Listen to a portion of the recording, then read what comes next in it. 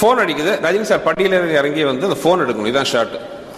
இப்போ ரஜினி சார் படியிலேருந்து இறங்கி வராரு, ஃபோன் அடிக்குது. குடுகுடுன்னு ரிவர்ஸ்ல ஒரு 5 ஸ்டெப் மேலே போறாரு. திரும்பி வந்து ஃபோன் எடுக்கிறாரு. அது ரைட் ஹேண்ட்ல எடுத்து லெஃப்ட் ஹேண்டுக்கு போட்டு காதல் வைக்கிறாரு. கட்டுங்கிறார் ஸ்ரீதர் சார். ஏன்ப்பா உடனே ஒழுங்கா வந்து ஃபோன் எடுக்க வேண்டியதானே? இல்ல சார், இது என் ஸ்டைலு, ரசிகர்களுக்கு பிடிக்கும். ஐயா அதெல்லாம் வேண்டாம், நீங்க ஒழுங்கா வந்து ஃபோன் அடிச்சோன்னு எடு. இப்ப மறுபடியும் அடுத்த டேக்கு. இப்ப ரஜினி சார் 5 படிக்கு போய் 7 படி பின்னாடி போயிட்டு வர்றாரு. ஐயோன்ட்டு இல்லப்பா 1 மோர். இப்போ 9 படி ஆச்சு. இது என்னப்பா இப்படியே பிரச்சனையா இருக்குன்னு கட்டு. ஓகே.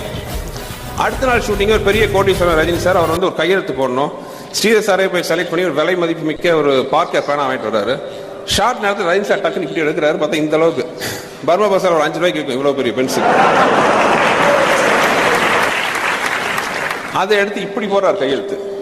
கட் எப்ப ரஜினி பணக்காரப்ப இப்படி பண்ணணும். இல்ல சார், என் ரசிகர்களுக்கு தான் பிடிக்கும் அப்படிங்கிறாரு. ஸ்ரீதர் சார் டென்ஷன் ஆயிட்டாரு. ஐயோ இது ஒத்து வராதுன்ட்டு அவர் அசிஸ்டன்ட் சொல்லி கொஞ்சம் ஒரு சீன்லாம் எடுங்கன்னு சொல்றாரு. இளமை வஞ்சல் அடைகிறது, படமும் முடியுது. ஸ்ரீதர் சாருக்கு ஒரு திருப்தியே இல்லாம தான் இருக்காரு. ஆனா தியேட்டர்ல போய் அந்த படத்தை பார்க்கும்போது ரஜினி சார் எங்கெல்லாம் ரசிகர்களுக்கு பிடிக்கும்னு சொல்லி நடிச்சாரோ அங்கெல்லாம் ரசிகர்களின் கைத்தட்டல் அரங்கையே ஓடுச்சு.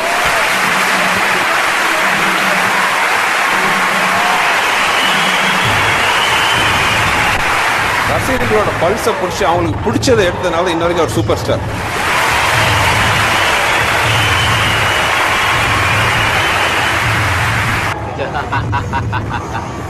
என்ன இதுதான் ரஜினி ஸ்டைல். ஓகே.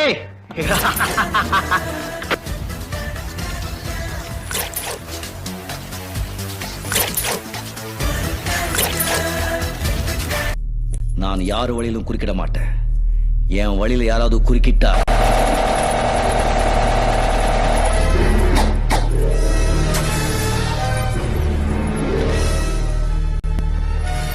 புரிஞ்சது இல்ல? என் வழி தனி வழி, மறக்காதீங்க.